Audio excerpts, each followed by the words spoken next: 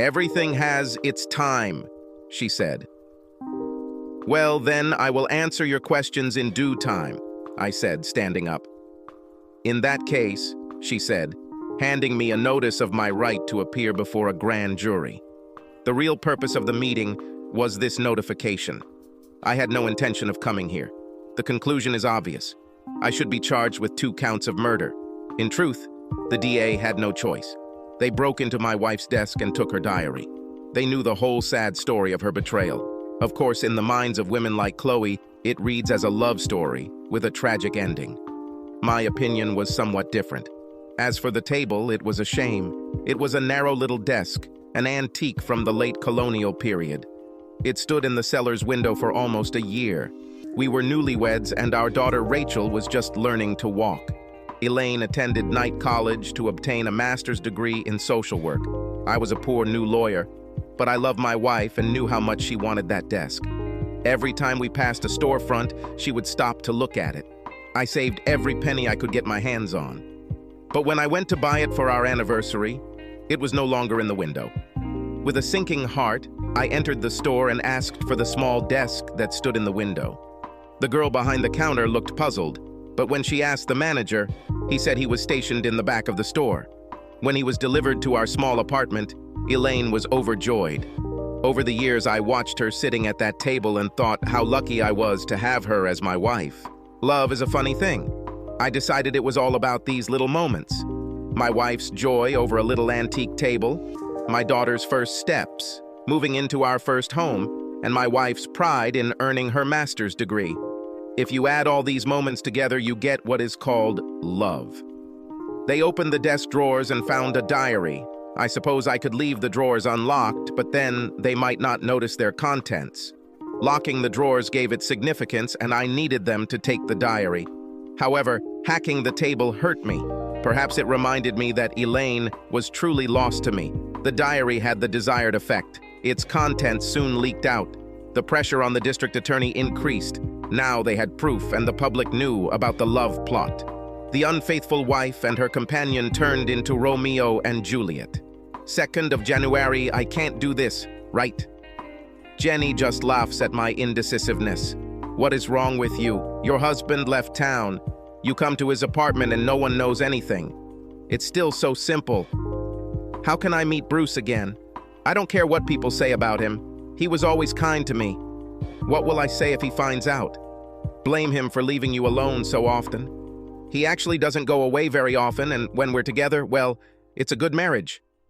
Paul just makes me feel something I've never felt before.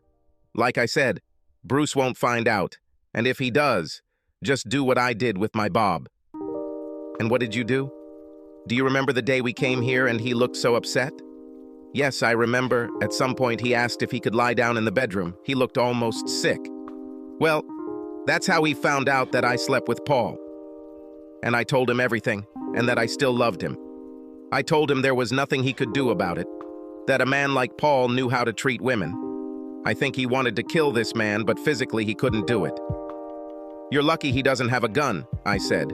Moreover, I can't imagine Bruce seeing things the way Bob did. Somehow I think Bruce will do something, but Jenny assured me I was wrong. We discussed how much Bruce loved me and should have understood everything, just like Bob. I've seen Paul half a dozen times in the last 3 weeks. We were never alone, but I saw him here and there. He could be watching me or Bruce. My husband was at home and was very attentive. We made love almost every evening because I was very excited, but there was no use in lying to myself about it. I may have been in bed with my husband, but I was thinking about Paul. Paul gave me a note today. It contained the address, date, and time. I am sure that this is the address of his apartment, and the date is the day when Bruce will be in New York. I don't want to go, and yet I know that I will go. I tell myself, I'll go, just to ask him to stop bothering me. January 15th. Oh God, what have I done? I spent the afternoon at Paul's apartment. Everything started well. I told him that nothing could happen between us, that I couldn't betray my husband, but then he kissed me, and everything flew out of my head except how much I wanted him. He pulled me into his bedroom and began to sensually undress me. He unbuttoned my blouse and pulled it off my shoulders. Then he ran his hands down my arms. He pulled my hands behind my back and kissed me deeply. As his tongue entered my mouth, he deftly unclasped my bra and let it fall to the floor along with my blouse. Then he picked me up and carried me to his bed. There, he took off the last remnants of my clothes. His lips burned my flesh. What power this man had over me. He was still fully dressed at the time, but in the blink of an eye, he took off his clothes, and I saw his magnificent body. He had incredible stamina and recovered quickly. We made passionate love all afternoon and into the evening. I left with tears in my eyes, thinking that this would never happen again, but none of us believed that this was the end. Walking out his front door, I knew I would definitely return. Chloe's speech to the jury was much cooler than her usual speech, which is to say, it was good and almost certainly the work of a literary black. Her boss was sitting there with her. Prosecutor Silva Marks wasn't going to let her subordinate get all the glory, but she wasn't stupid enough to think about doing the job herself. I defended myself.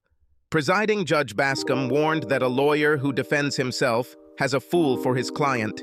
I replied that this was better than having a fool as a lawyer. Bascom was going to do everything possible to ensure that justice prevailed in the form of my conviction. He will bend over backwards to help a lame prosecution, and in his jury instructions, he will transform the concept of reasonable doubt into something more consistent with the concept of guilty until proven innocent. For my part, I was only worried about someone noticing that I had an ace up my sleeve and was just waiting for the moment to play it. I had the truth on my side. But they had a romantic Romeo and Juliet story. A police officer and my wife, a social worker, were lovers. I was the villain in this story, whether I was guilty or not. Life is not fair, and justice is rarely found in the courtroom. Sergeant McVeigh, did you open the trunk of the defendant's car? Chloe asked her first witness. Yes, the car immediately aroused my suspicions. It was an old brown Toyota Camry. It's not the kind of a car you'd expect to see in an expensive lawyer's car, but it's very discreet and has plenty of boot space. I see, Chloe said, looking at the jury with a smile that said, "See how cunning the defendant is." "What, if anything, did you find in the trunk?" Chloe asked. It appeared to have been recently cleaned, but we were able to locate hairs and fibers that matched both Officer Paul Moreno and Elaine Gray. So their bodies could have been placed in the trunk? I protest. This is a speculative question, I said. No, the witness is an expert, and he is simply asked for his opinion. The challenge is overruled, and the witness can answer, Judge Bascom said. That's how things went. Sergeant McVeigh was pleased to explain to the jury how he believed I transported and disposed of the bodies of my wife and her lover.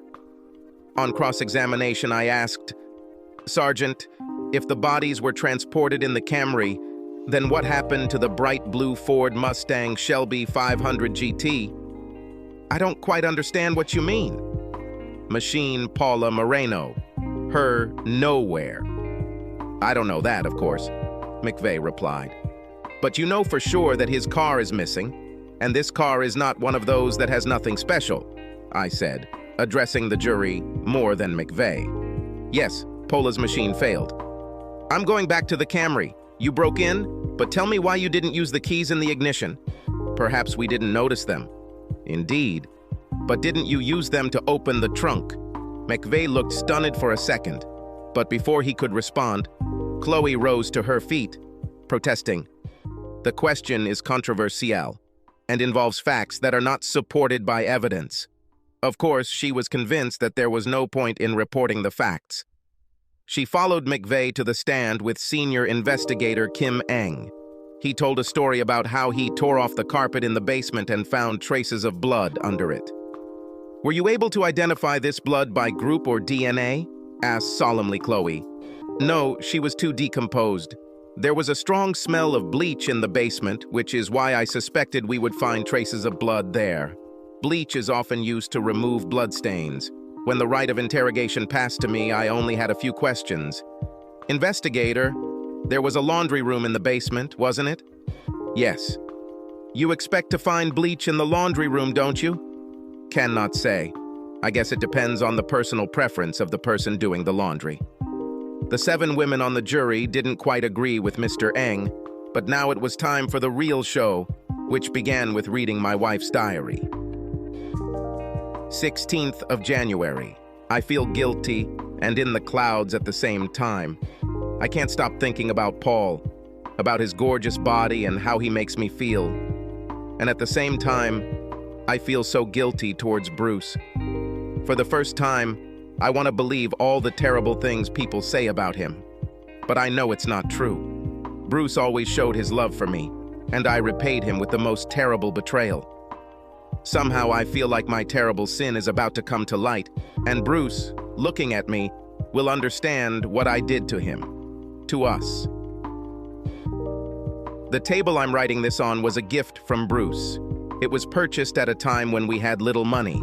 This is a real antique. I saw it in the window, but I knew there was no way we could afford it. I was partly to blame for our poverty. I really wanted to have a child, but we only got married recently and couldn't think about children yet. Bruce just started working. I was still in graduate school. Despite our poverty, I stopped taking birth control. It was supposed to be a mutual decision, but I took it upon myself. Bruce never judged me.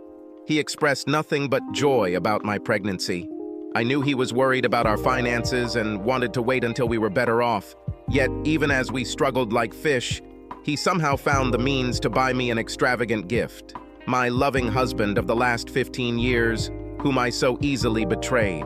I hesitate between never seeing Paul again and running out the door and into the arms of my lover. When Bruce returns from his trip this evening, I'm sure he'll find out about this, and maybe that will put an end to it one way or another. I don't know what I'll tell him. I can't bear to hurt him. January 17th. Nothing happened last night. If Bruce knew anything or even suspected what I was doing while he was gone, he gave no sign. And yet, our communication looked somehow strange.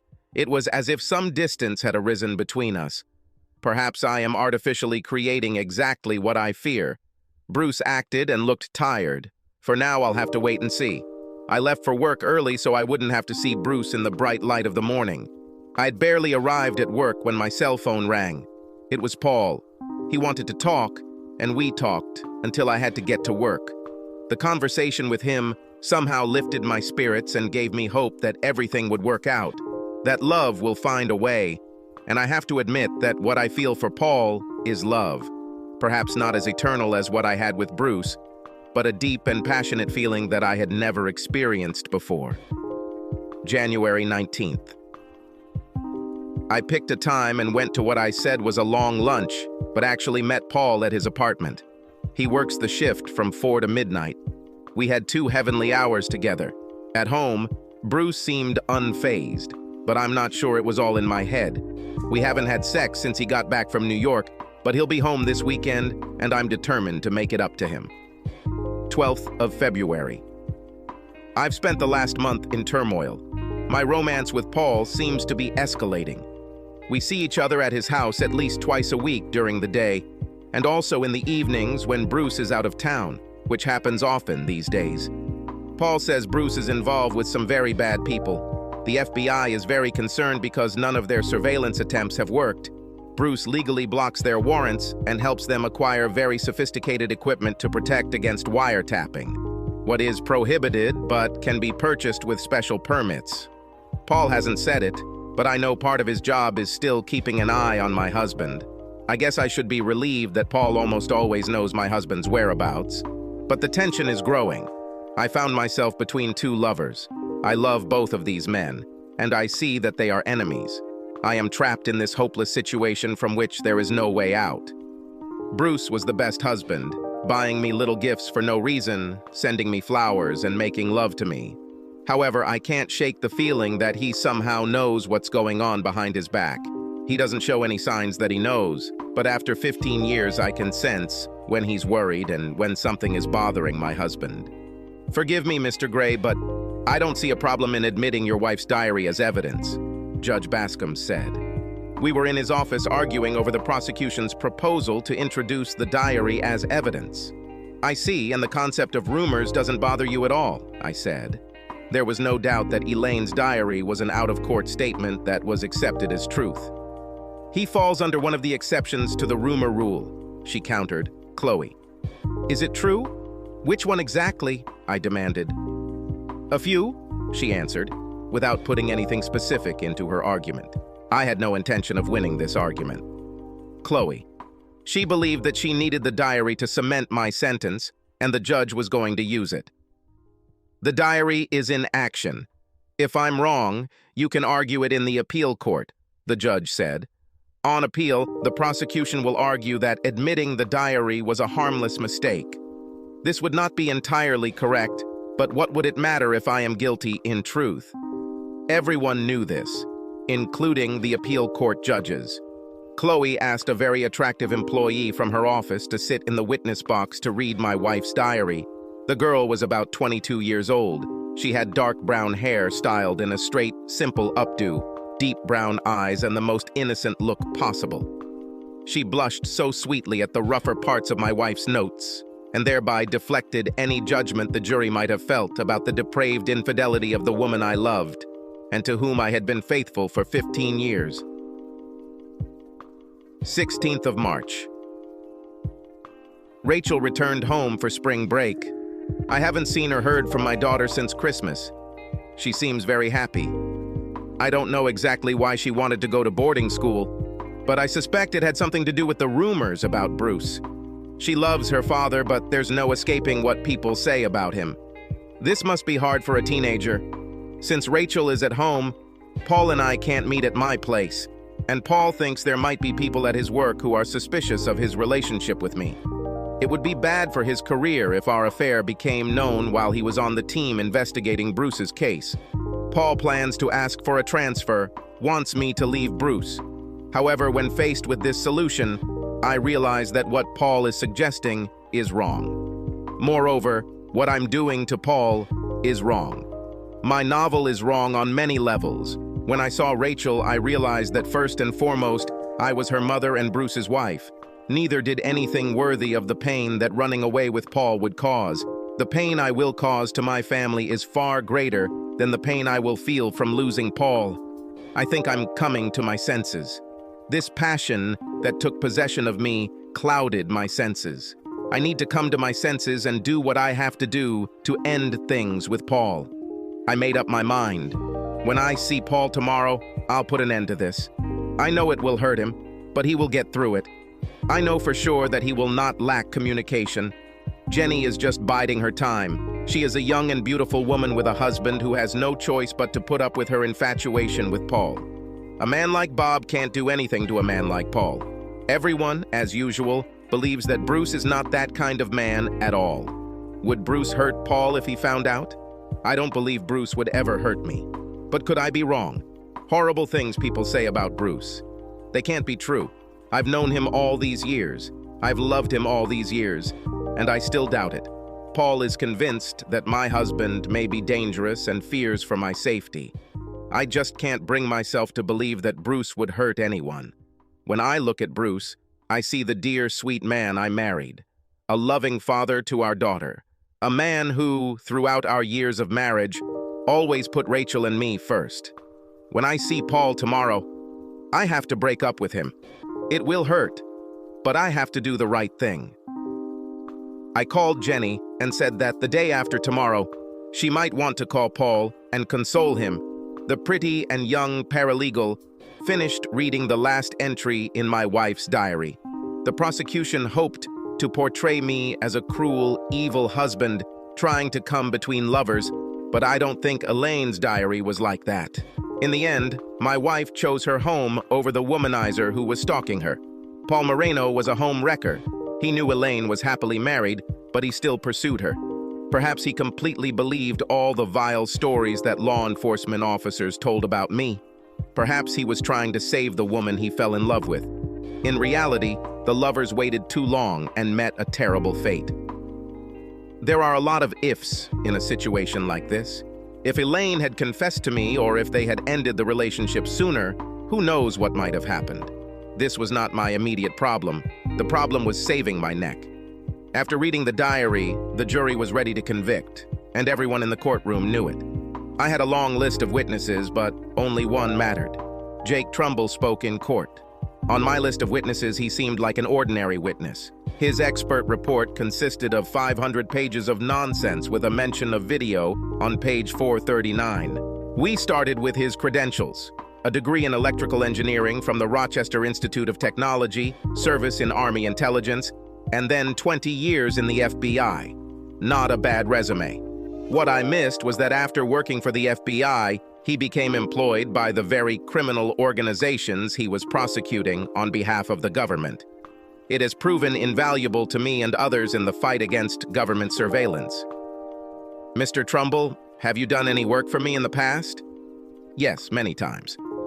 The last time you worked for me, what did you do? I have installed a complete surveillance system covering your home and your office, both inside and outside. We call it the black cover because it is designed to reveal dirty deeds. What do you mean by dirty deeds? As usual, unauthorized entry to install listening devices or plant evidence. And have you discovered any dirty dealings?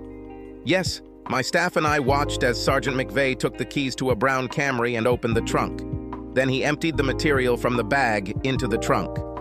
A little later, he returned with other officers and broke open the trunk with a crowbar. The officers then began collecting so-called trace samples from the trunk.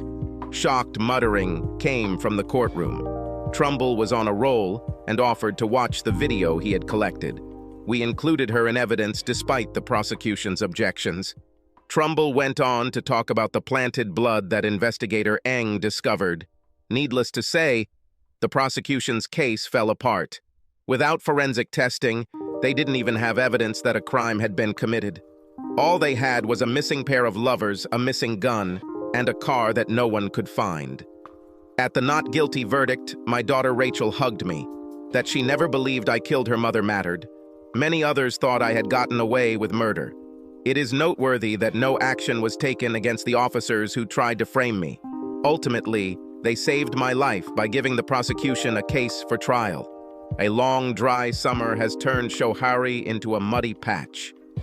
It also revealed a blue Ford Mustang hidden in the deepest part of its riverbed. The bodies were still in the car. They must have been trapped in the frame of the car even as the flooding stream first carried the car away and then let it sink into the deep, rushing waters. They found Elaine's purse containing the GPS device I left in the car, along with what was left of my wife's body. She was right. I was more than suspicious. I collected evidence of her infidelity. I loved her, and she hurt me deeply. As far as I was concerned, Paul Moreno was a snake out to destroy a good marriage. It broke my heart, but I was planning a divorce, not a murder. However, the police would never believe it. My wife and her lover were dead. Even if I was a saint, they would still hold me responsible. But I was far from a saint. Elaine lay beneath her lover. It was obvious that neither of them was fully clothed at the time of death. An autopsy revealed that they had both been shot, but it turned out that the intended victim was Paul Moreno. The bullets passed through his body and hit Elaine. This double murder was the result of such a powerful weapon. A Smith & Wesson .44 was found on the floor of the Mustang. It was my gun, the same one that disappeared. If the police and prosecutor had just waited, they wouldn't have had to plant evidence. The diary forced them to act. It was the story of lovers separated by a cruel and dishonest lawyer husband that forced the prosecutor to act prematurely. Public opinion pushed the police towards the usual litigiousness. I was set up, but skill and luck saved me. As a lawyer, I was proud of my work, while law enforcement lamented the system being manipulated by unscrupulous lawyers. Lottie put down her beer and gave me a winning smile. Then she put her hand on my shoulder and squeezed it as a sign of support. She didn't need to say that she supported me, she showed it herself. We were at Chambers, a bar in town. Lottie changed jobs, and I followed her out of loyalty. Overall, Chambers was a much nicer place for me to have a drink than Falcon's Rest. The police would never forgive me for beating them, and the visitors here felt a certain sympathy for the loser. Poor downtrodden lawyer with a ruined reputation. This opinion was completely wrong.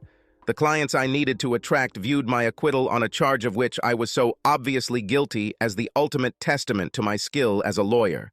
As a result of all this seemingly negative publicity, I was forced to increase my hourly rate and hire a pretty young employee to cope with the increased demand. Without being tainted by this strange case, I looked like an anti-hero. Poor Chloe, on the other hand, was forced to leave the prosecutor's office, becoming a scapegoat for failure. My drinking buddy drank half of his Sam Adams in one gulp. Relax, Bob. There's no rush. I don't have a wife at home, and yours is not worth coming home, I said. Bob frowned slightly. I think he finally realized that some women, regardless of their physical attractiveness, are not worth bothering with, and his Jenny certainly fell into that category. Sorry about, he began, but clearly couldn't bring himself to continue. Please, I said. I didn't ask you for an apology. Of course, you must understand that in these circumstances, this does not make sense. But I didn't want Elaine to get hurt, he pleaded. Of course not. It was a pure coincidence. A person like you is not familiar with weapons. You couldn't have known that the bullets would go through Officer Moreno's body and into the woman he was having sex with, I countered. This was all that poor Bob needed. Exactly. His seats were positioned so that they lowered down like a bed. You couldn't even see who was underneath him, and I was so upset. I was beside myself after Jenny said she would date him again. That's right, you were kind of unconscious, only vaguely aware of what you were doing, but tell me, did you wipe my gun for fingerprints before you planted it? I asked. Maybe yes. I didn't think well. I stole it earlier, and my intention was to warn him. It was your gun, because I knew you kept it in your bedroom for protection. Elaine was very happy to let me lie down when I said I wasn't feeling well. It was easy to find your gun. You didn't hide it. I think a man like you needs such protection. Actually, it was a gift from a client. I put it in the bedroom to protect Elaine on the nights I wasn't home. He nodded solemnly, and I wondered if he caught the irony of the situation. She told me that she would meet with him again. Exactly. Paul will need some friendly reassurance, she said. I couldn't just do nothing. I went to his house to warn him that I would not tolerate this. His car was gone. I rang the doorbell, but there was no answer. I'm afraid I came to the wrong conclusion. A reasonable mistake under the circumstances, I intervened. I knew where he took his mistresses in that disgusting car of his. It had already started to rain, and it was very dark when I reached the ring road leading to the stream. I stopped on the road and walked down to the stream. On a good night, the moon floods the place with light, but the weather has turned bad. They were on the passenger side, but the driver's side window was partially rolled down. I heard them laughing, and then she moaned in a way that shocked me to the core. I didn't understand what I was doing. I shot without thinking, and then the gun seemed to fall out of my hand, or maybe I threw it. I didn't find out that Elaine was in the car until much later. I am so sorry. Will you tell the police about this? He asked, with a worried look. I shrugged.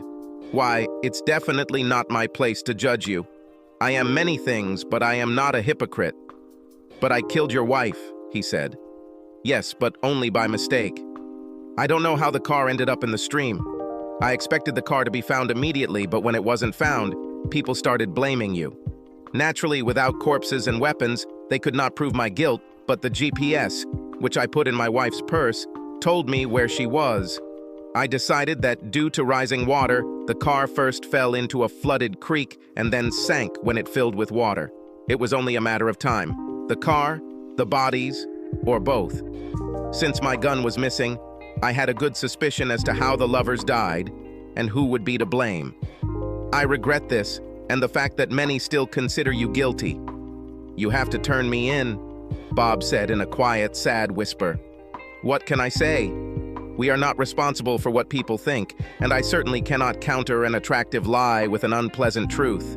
No, you are completely safe on my side, I said. Then why did you invite me here? To give you this, I said, taking a document from my jacket pocket. What is this? He asked. My account, of course. I put up a damn good kill defense. But you defended yourself, he said. Whose fault was it? I've wasted time and expense, and the responsible party must pay. I might add that I did a damn good job. You should be pleased." "That's a lot of money," he said. "The defense was just good," I objected. "Do you accept American Express?" "Of course." I think Bob was relieved that I would keep his secret, but as I said, I'm in no position to judge. We live in a society where the presumption of innocence has been replaced by a presumption of guilt. In such an unjust world, a person must live by his own mind. Lottie brought me another Boston lager as Bob was leaving. "Are you okay?" she asked with genuine concern in her voice. "Yes, in the end, everything works out for the better. Subscribe to our channel so that your second chaff doesn't cheat on you, and go ahead and listen to the next story, because this story is nothing compared to the next one.